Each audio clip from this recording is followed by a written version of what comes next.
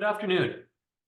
Welcome to Ask Us Anything, Supply Chain Risk Management. My name is Matthew Bakovic. I'm the Technical Director for Cyber Risk and Resilience here in the CERT Division of the Software Engineering Institute. And this afternoon, I'm joined by one of my colleagues, Brett Tucker, who is the Manager of Cyber Risk here in the CERT Division. Good afternoon, Brett. Hey, man, how you doing? Well, Brett, we have a packed agenda of items to discuss this afternoon. And reflecting on the issues and items that cause people concern in supply chain, chief among those in the minds of many is complexity. So just getting your head around the range of risks that you're subject to in the supply chain context. Any thoughts about how one or an organization should go about determining the sources of risk and then how to prioritize those? I think it's always best to start at the beginning, right? In my mind, you can only manage the risk you know you're subject to. So how do we look at the superset and then focus on the subset? Absolutely agree. And you know what? Let's start with just the fundamentals. As a matter of fact, I default rather back to CERT RMM. And I think about how we decompose our strategic goals from the top of the organization into subject processes that feed those services. And then I think beneath that, we have a layer of assets. And those assets can include people or information, technology, facilities, but also third-party providers.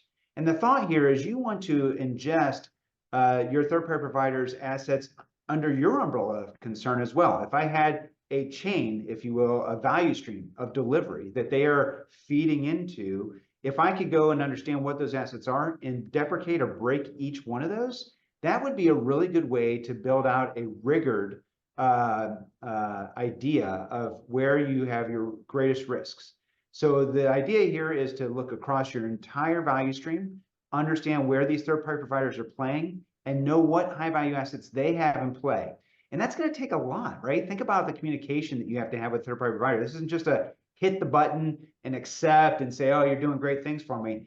There's just an additional level of due diligence and due care, I think, that people need to take on with a supply chain risk game, and that is greater communication with your providers. Yeah, thanks, Brett. So you used an acronym. So the CERT RMM is the CERT Resilience Management for those yes. that aren't. Yep. That's correct. Brett, what I heard you say, I believe, was to do supply chain risk enumeration, you first have to understand what you do as an organization. So understand, you said the phrase critical service, key asset. Mm-hmm. So in my mind, I agree. It starts with understanding the key business processes that we have, the assets that underpin those, and then the join with third parties, right? So that dependency. That's right. And is it fair to say then that a third party should be viewed as an extension or extrapolation of your organization?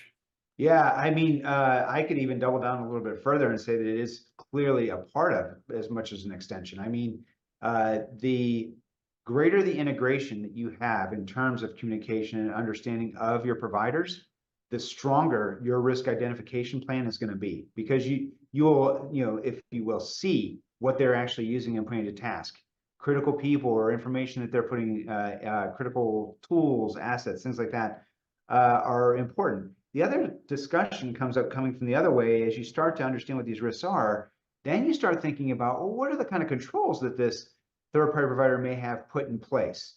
And the question is, well, where do we start? Like, do I just impress upon them all the common controls that I have that they have to take on board as well? So now it becomes like an economics of risk question. What can we actually compel a provider to provide to give us our sense of assurance that they'll deliver for us, and if their darkest day comes, they can still keep delivering for our processes or our goals to be accomplished? That's hard to do. And I would say that the best place to start in that regard may in fact be just cyber hygiene. Start out with the fundamentals and work your way out to make sure that at least they're bellying to the bar in terms of good cyber hygiene practice. Yeah, I think it's a good point, which is if you set a minimum baseline, right, mm-hmm. that is a reasonable starting point. Yes. You mentioned visibility. We all know in this, when you're in a third-party relationship, the type of visibility you have is going to be very different than if you operate this asset yourself, right? So in my experience, you're relying on a set of new tools, so service level agreements, SOC reports, SSE 18 reports, services that scan from the public internet to determine the security posture, the attack surface of a given vendor. Yep. So thoughts about how you take those data inputs and make sense of them to then determine, to your description, how to make the right investments in the security posture report. Yeah, well, my first thought that comes up here in any of those assessments, any of those reports, you have to at least accept or understand that most of the findings, those reports, are based on attestations. So this goes back to a trust and confidence game. Trust is a critical part here, and it's actually kind of a squishy, softer thing. It's not like something I can write down or something I can even necessarily quantitatively measure for you. So relationship building, and I say this about cybersecurity quite often, cybersecurity is a social engineering game as much as it is a technology type game. So we have to think about, how do we build trust in a provider? I think the relationship needs to be developed over time. And I would say that a phased approach in terms of ingesting or taking on services of a provider is a good measured way of adopting and building trust in that provider that they can deliver in their coldest, darkest day. Now, that's not always ideal. Sometimes you buy a service, you buy a tool, something like that, you take it all on board. And that's where these assessments may come into play. If that's the case, you may want to ask for more than just attestation. Give me demonstrable proof. Show me your policy. Could be a very fair question to say, hey, tell me that you are abiding by basic cyber hygiene principles.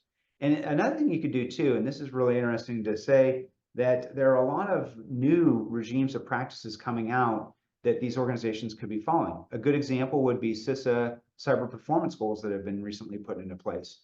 You could gain an understanding with giving them those practices to understand where they may stand. Do they have it, or are they abiding by those practices? And are there any measures that they could provide to demonstrate that they are?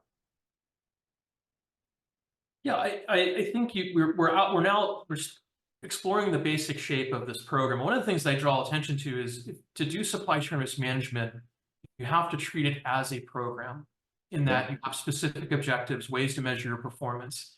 Agreed. And in my experience, it's one of those areas where you'll see some organic progress, but you have to be very deliberate, because there's decisions around visibility into those partners that will then govern your ability to influence them as the relationship is executed, right? I absolutely agree. And you know what? This can be frustrating because this is more of a marathon and not a sprint kind of process.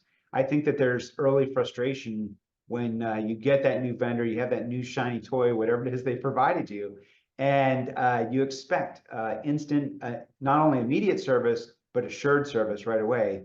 And like you just said, like, this is going to take time. You have to build that relationship. You have to understand, which is why that measured adoption of services and or whatever it is you're taking on can be controlled. I mean, you could also think about this being controlled in terms of contract terms and conditions. I'm not going to overlook the administrative controls of these policies, where in a contract you could basically have service level agreement and expectations set, and that obviously could be linked to various levers and pulleys, right? We could have liquidated damages, or we could have other impacts if they don't belly to the bar.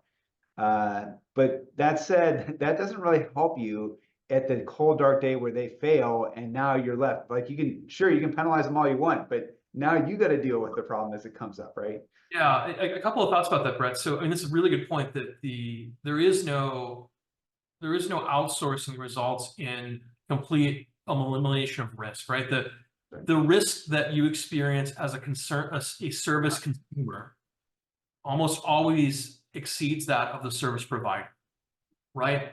So you've got a plan for a scenario potentially where you experience that disruptive event, and pre-position some sort of response and way of working. Yes. Like I said, this is not meant to create additional anxiety, but rather I think it leads in another question I have, which is, we've mentioned models and frameworks. What other risk mitigation strategies have you seen that you recommend to the audience when it comes to supply chain risk? Right. I can answer that question actually, starting by dovetailing with what you said. Please. It's not anxiety, it's awareness, right? So the idea that that you're aware alone that these risks can impact you through a third-party provider, and seeing case studies in the past as to where this has happened. You could, call out different classic cases like Target Corporation getting hacked through a vendor, things like that. That awareness and understanding is a good first start. And then you need to start going with, like I said, the fundamentals. And I'll say it again, I keep saying it, but I'll say it one more time. The cyber hygiene principles are very important, just to make sure that an organization just has a baseline understanding of risk awareness, and they have a culture where security is important to them.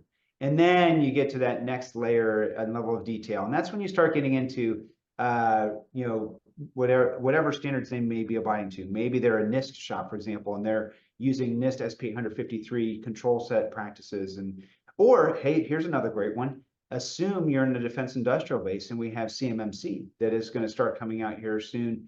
There are practices that are embedded there that will give you that layer of assurance that at least there are some practices in place to protect their controlled unclassified information. So I think the world is getting better in that regard because expectations are increasing. But that said, I think that you still have to go with this idea that just because expectations are there, that doesn't necessarily mean they're always adopted. So there's going to be a trust but verify type activity going on here. And like I said, I don't like, is it an audit? Is it some kind of assessment or assurance tool that you're going to use? There are some that are available that you already cited. I would say whichever you do pick, remain standard in that practice. Make sure you're using that across all your vendors. So don't give one person one assessment and then another a different one and expect the same results. So that way you have a level apples to apples comparison of those in your supply chain that are helping you. Yeah, and I think it's important to understand, as I'm sure most of the audience do, that you can't buy supply chain resilience in a box. You can't buy an appliance. You can't upload the latest software. It's a set of processes and risk analysis that gives you that. So that's a great point. Can I add to that? Of course, please. One more step I want to add to that. It's not just that they have the tool, it's the implementation of it as well. How they have it configured. And, is it an easy example here is like if I have a secure operations center, is it 24/7 practice? Is it maybe 5/8, kind of a thing? So implementation of these practices is just as important as to literally the name of the tool and what they have in place.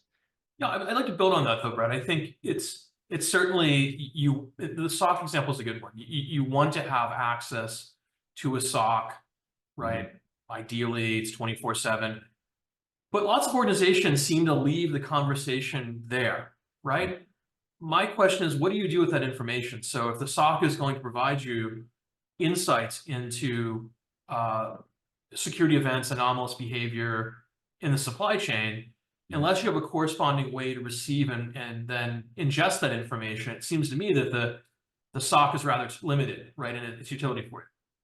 Yeah, and you can, like I said, you can provide them expectations. You can even do it contractually, but don't be foolish about this, because even though you put that expectation upon somebody, I can almost assure you that your costs are going to go up. As a matter of fact, it may be to a point where it reduces the actual return on investment that you're going to get out of using said vendor, rather than having the practice just organic to organization, or whatever compelled you to engage the supply chain to begin with, a third-party provider. So there's this idea of being careful about setting expectations that you don't have that demand for $1 million fence, but here it's only a stack of quarters that they're really trying to protect.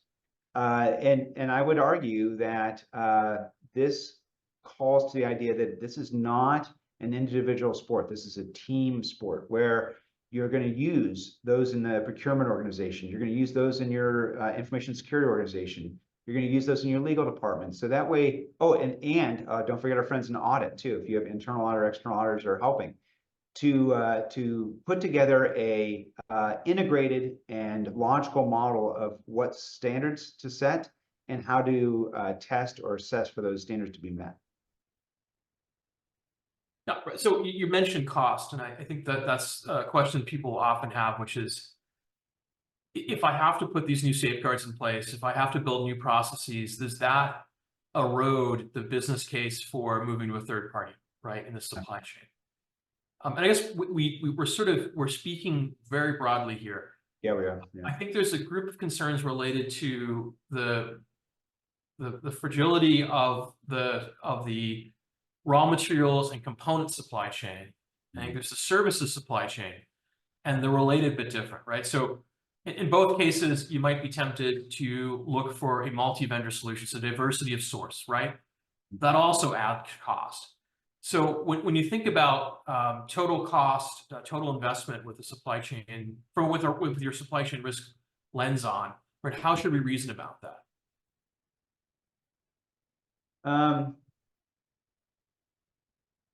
I think there's a business case for the use of any vendor. To like I said, to even go to market, to know that you need said service or product or whatnot.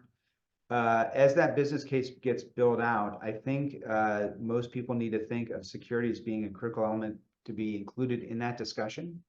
There is going to be a balance, like we've already kind of alluded to, between the kind of service that you're getting out of said vendor and the kind of confidence or assurance you have that it's not going to haunt you in a sense, like at that dark day. This is where risk scenario development and tabletop type exercises may help you, right?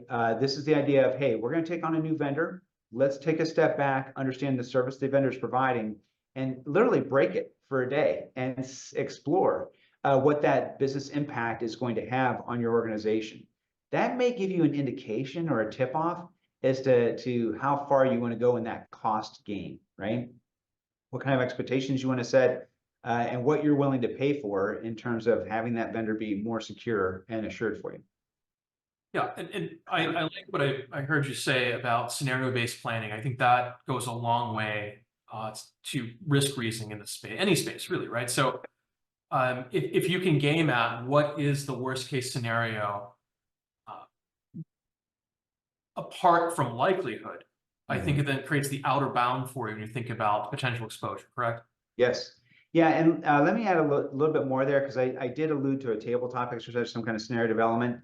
Do not hesitate to incorporate or use those vendors in that discussion. This isn't something that's a team sport. Again, this isn't something you want to do in a dark closet and then say, hey, vendor, here, look at what we did. We expect you to provide no matter what, and here's the risk we went through. No, actually have them come in and get their take on how they would respond to certain threat or incident, and grow the understanding of how you would proceed through that incident, and navigate those waters and your business continuity disaster recovery planning.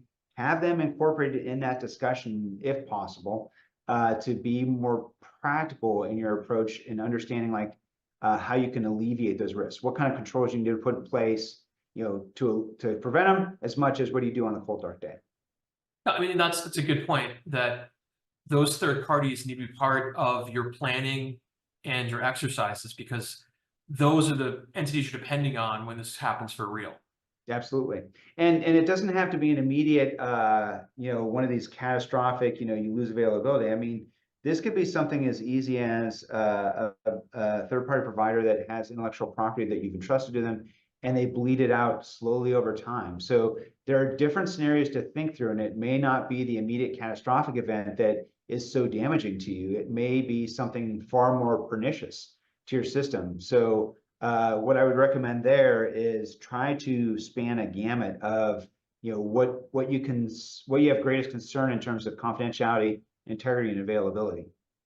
A related question, I believe, Brett. So we've talked about some models and frameworks thus far in the conversation. In the risk world, FAIR is one of those models or methodologies that has a great deal of prominence. Thoughts about how FAIR plugs into a supply chain risk management program? You know what? FAIR, great tool. Factor analysis for information risk, which, by the way, I just want to give a quick shout and congratulations to Jack Jones, who just announced his retirement. So I just thought that was on LinkedIn. So, but yes, FAIR. Let's go back to that. Great tool, and it's very extensive in terms of its treatment of risk, especially in terms of risk quantification, understanding what that impact may ultimately be. I would say that tool, like all others, is a standardized approach to understanding any given risk, and I don't understand or see why supply chain risk would be treated any differently. I think that FAIR used as a scalpel for your greatest risks and applied correctly is very effective. There's a lot of rigor to the process, which is good. That's what they look for. And you don't want to have your organization overspend on analysis where risk may not be, let's say, worth the additional research analysis. Best case scenario, let's say we do FAIR, we have an amazing analysis result. We have maybe even very specific numbers that we can point to. Hey, a risk is going to cost this much money if we have an impact.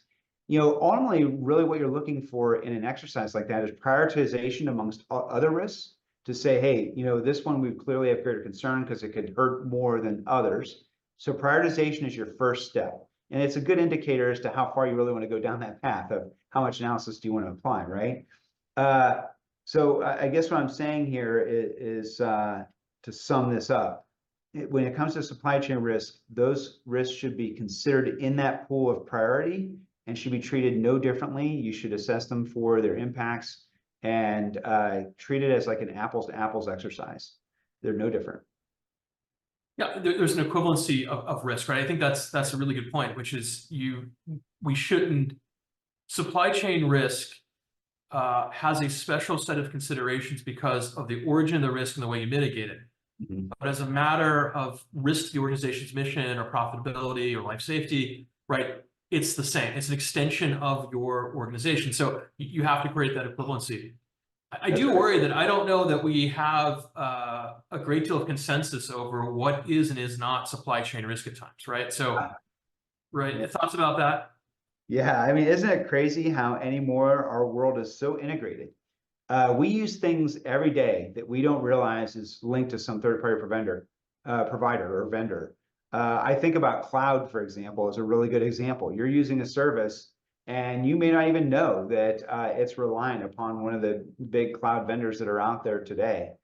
It's almost as if the supply chain has become ubiquitous with just organic delivery of service from most organizations. Which I think is a lightning rod to call greater attention to the supply chain risk problem in general. And I think, and I'm going to stand by the notion that in that regard, you should treat supply chain risk no differently, aside from the idea, and I'll say it again, you want to include those folks in your discussions of how to address risks that you see that are most threatening to your organization. I think that it can be tricky at times, especially when, and you mentioned at the very beginning, this notion of complexity. Not all paths leading to delivery of a product or service, something like that, are as discrete or as linear as you may believe. There's so many moving parts. There are people who know things that are critical players. So I think that the answer here is open communication with your vendor to understand what their most critical assets are in play. And then you may want to have contingency understanding here. In other words, assume that you still have uncertainty left in the game. There's going to be other things that may break. So that way, as an organization, you have additional consideration for the cold, dark day. A good example here. Maybe you have a service level agreement and expectations set for a vendor that they're going to be providing service for 24/7 delivery. Well, in your accounting for this in terms of risk, maybe you want to dial that back and say, hey, we expect though that we would have an outage of a certain amount of time over a year, and take that into account in calculations so that way you hedge against what that vendor may or may not provide, especially for the vendors that you may not pick up on or catch. Yeah, just a thought about that. I use this example when talking about supply chain risk quite often. So if I think about the Target breach, the first $1 billion breach by many estimations, the source was a third party, right? Phasio Mechanical Services, which is an organization right here in Pittsburgh, right? They're a middle market mechanical services organization. And when I was in industry and we were doing supply chain risk analysis, there was the idea of the cut line. And if we did below a certain threshold of revenue with someone, we didn't really prioritize them. But in this case, certainly Phasio was never going to be in the top 10, top 20, top 100 for Target, but they were a source of $1 billion breach. So So thoughts about the need to be comprehensive. And I think you've alluded to this with having a common set of hygiene or standard practices. Yeah. I think it's an important call out that just because a player is small in revenue Mhm. or your spend with that partner, it doesn't mean that their impact can't be enormous if something goes wrong. Yeah, I totally agree. And I'm going to go back to the very beginning part of our conversation where I talked about that value stream mapping idea. As you're plotting out your assets and how they're delivering to processes that eventually deliver to those strategic objectives, you want to think about more than just replacement cost of a vendor. For example, like you lose a vendor because maybe they crash hard or something like that. And you're like, oh, not a problem. There's somebody else in the marketplace and I can even get them tomorrow. It's just going to cost X dollars additional or whatever the case may be. There's the cost of the actual impact of losing said vendor, and think of other threat vectors or different ways they can harm you. It's not just availability, you know, like I said, maybe it's loss of intellectual property or loss of integrity of certain data sets or something to that effect. Reputational damage as well, Brad, right? I mean, that's Reputation, yes, not which, by the way, played into that target piece as well, right? And in other events as subsequent. Yeah, I think that it's important for a risk manager to think beyond the idea of just losing said vendor. You have to kind of have like that cold, dark part of your soul to say, well, how broken can we make this? You know, that kind of idea. And it's classic for most risk managers who are considered Debbie Downers because we think about the darkest days, right? well, yeah, you have to bring the you have to game at the worst case scenario. So, Brett, I Yeah. just here slightly, if we could, for a moment. So we talked about the services supply chain, raw materials. Let's talk about the software supply chain. Oh yeah. Yeah. So, software bill of material SBOM is one of the tools that can help. But thoughts about how we can integrate risk thinking about the third party software supply chain into Yeah. our. Yeah. First, I want to say, you know, and don't get me wrong here, software bills and materials are very important. There's a lot of heat and light around standards and how they're being used. But this also takes us back to that economics of risk discussion where you say, hey, if a customer or a final user knows the absolute depths of every bit of software that's in their organization, and they can even have perfect view as to what elements of their code base or their software is has vulnerabilities, is there value in terms of patching and can they afford it? Is there, you know, is there like once again, a return on risk investment there? SBOM, I think it's a great tool, but I don't think it's a panacea of answers. I think there needs to be greater discussion on, okay, now I have this software bill of materials. What can I do with it to be more effective in insulating my organization? Yeah, we should be clear that software bill of materials is important, but it's not in itself a risk mitigation technique. What Right. it is, It's an awareness tool. it's awareness, visibility, and traceability, which are different things, right? So I think that's really important to draw on. Well, it wouldn't be discussion in 2024 without a discussion of AI, right? Oh, So right. yeah, thoughts about how AI and automation will change supply chain risk management. Maybe let's parse that. First is what are the risks that are going to resonate or emanate from the adoption of AI, and then Okay. how can we use AI to then manage collective supply chain risk? Yeah, so in terms of risk or exposure from AI, I would go back to thinking about, and I think that it needs a little bit more growth, but they're doing a great job with the NIST AI risk management framework. There's a lot of discussion there on, you know, dealing with the exposure of AI and its, let's say, mischaracterization or making wrongful decisions, basically if there's poor data sets, poor mathematical models, poor filtering. So I think there's a lot to be said around starting with those standards and understanding the risk exposure there. You know, when I think about bringing artificial intelligence into an organization, my initial thoughts are, once again, having a measured, slow start. This is a crawl, walk, run model. And I think that you'd be best to insulate yourself from risk exposure by taking on AI in small bite-sized pieces, understanding explicitly what that AI is delivering for you in your organization. And then as you grow that trust or that, you know, that thought of confidence that it's delivering for you, then expand the mission.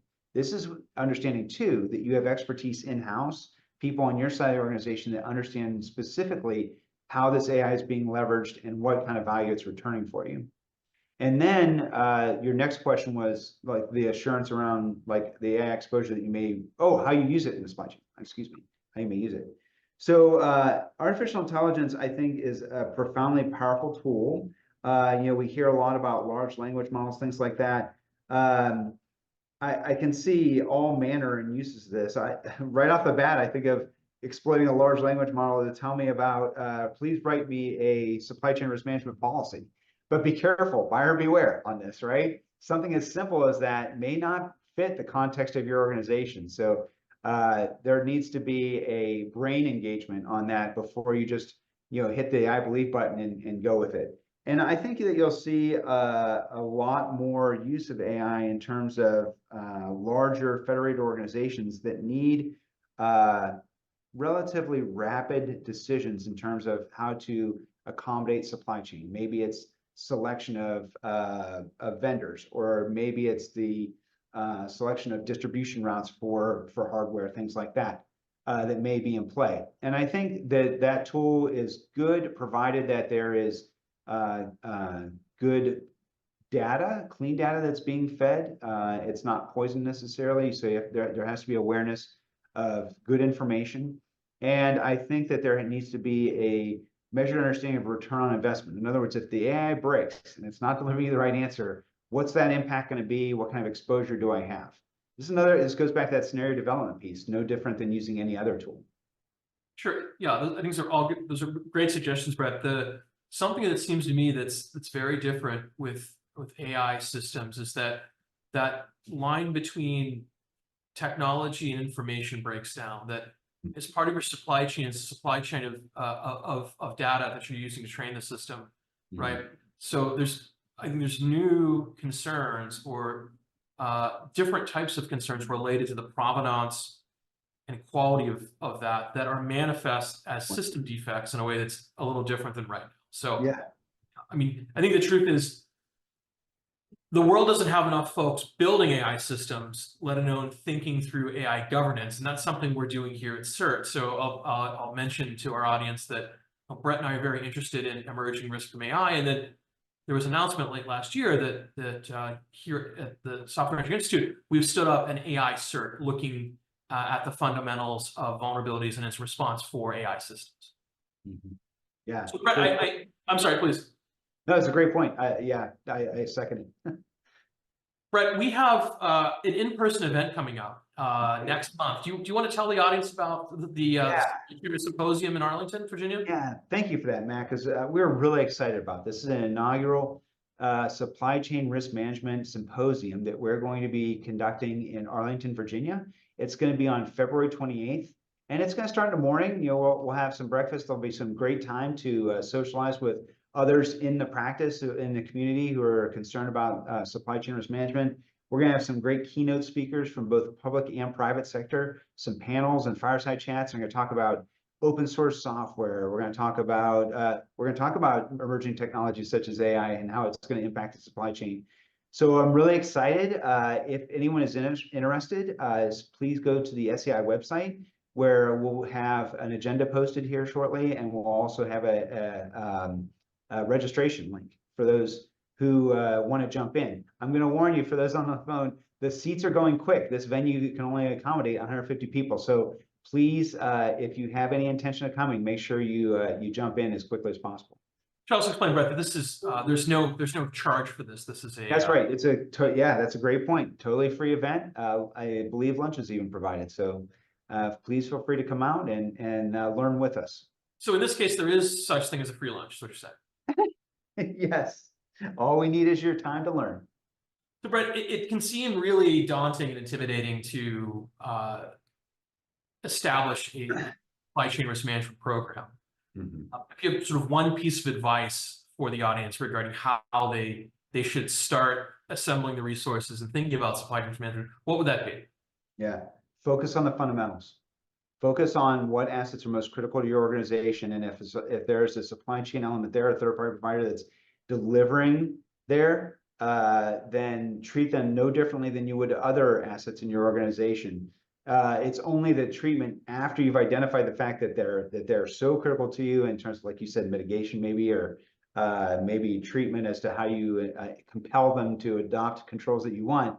At the very start of it, treat them no differently than the existing assets that you have, and build out good solid risk scenarios so that you understand where it could hurt the most.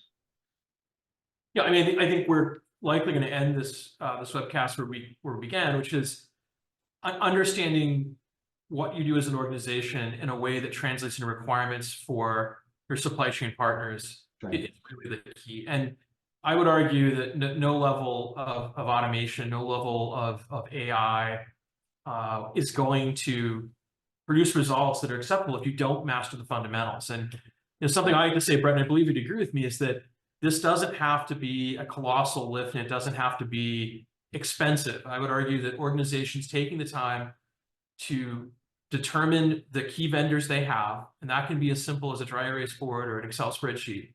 Right. We know from our research that having a strategy to deal with disruption is one of the key determinants of survivability, right, or survival. So even more than your technical prowess, it's the ability to plan for and have a strategy for dealing with disruption. I would argue the supply chain risk is just a variation on theme in that regard. Yes, I 100% agree. Yeah, that's it. Exactly. Couldn't have said it better. Well, thanks, Brett. So I really appreciate your time today to explore these topics. In the last few minutes we have left, anything else you'd like to impart to the audience? No, just that I'm excited to see everybody on the 28th of February if they get a chance to come out to Arlington. And it would be great to get your thoughts as well. So please come with questions for our guests. And I believe, Brett, that there's a follow-on email that goes out to the folks that are participating today, and we'll have the registration link for the conference or the symposium in there. That's right. And there's also, sorry, I neglected to mention, there's a catalog of existing tools, techniques, and guidance regarding risk management that your team maintains here at CERT. Do you want to briefly touch on those artifacts? That's correct. So we have a number of artifacts, and actually I'll call out from all across the SCI. And honestly, you'd be cheating yourself if you didn't visit our site and review publications that you can find regularly. We have blogs, we have podcasts, we have webcasts just like this. For my team specifically, we have even classic assets such as Octave and all the way through Allegro and Forte, CERT Resilience Management Model, which we had talked about earlier, which is a sister team that is maintaining and managing that. So there are a lot of tools out there, frameworks and guidance that you can find where this discussion is happening. There's even more specific discussions. I call out work, for example, across the SCI. Scott Hissam just recently published a white paper on software bills and materials and open source software. I think that was a great read. I highly recommend it for our audience. And events like the ones coming up, it all depends on how you prefer digesting your information, right? Is it in-person delivery? Is it reading? And finally, reach out to me if you have questions. And I'm sure, Matt, you would say the same. Please feel free to reach out to us through the SCI website, and always happy to partner and gain a better understanding of what your concerns are in the audience, as much as where we could partner for additional research. Yeah, I think this is a great topic. It's one of my favorites here at CERT, supply chain risk. There's a question in chat about what can we do from a geopolitical sense for supply chain risk. And I think, limited for time here, Brett, let me give you my take on that, which is diversity of suppliers probably key, and then reinforcing what we've already said, which is do scenario-based planning. If for political reasons you lose access to a partner, or the partner becomes hostile to you, what are the implications? I think that to me is the key. Yeah, I call attention to sole source providers. That can be a real hazardous game. So if it's building out your own capabilities within your organization, like you said, diversity of supplier, maybe there's others out there. You always need to be thinking that way. A good chief procurement officer, a good CISO should have their head there, and good threat intelligence to understand. Sure, I think also avoiding concentrations of risk, right? If you, not beyond just sole source, if you've necked down the things you do to such a very small set of trusted parties on the services side or the software supply chain side, that's also potentially a source of risk. Yep, I agree. Great question. Yeah. With that said, Brett, thank you so much for your time this afternoon. I hope the audience learned something. We really do hope to see them at the symposium on the 28th of February in Yep. Arlington, Virginia, and the registration details will follow after this. Thanks all. Appreciate your time. Thank you.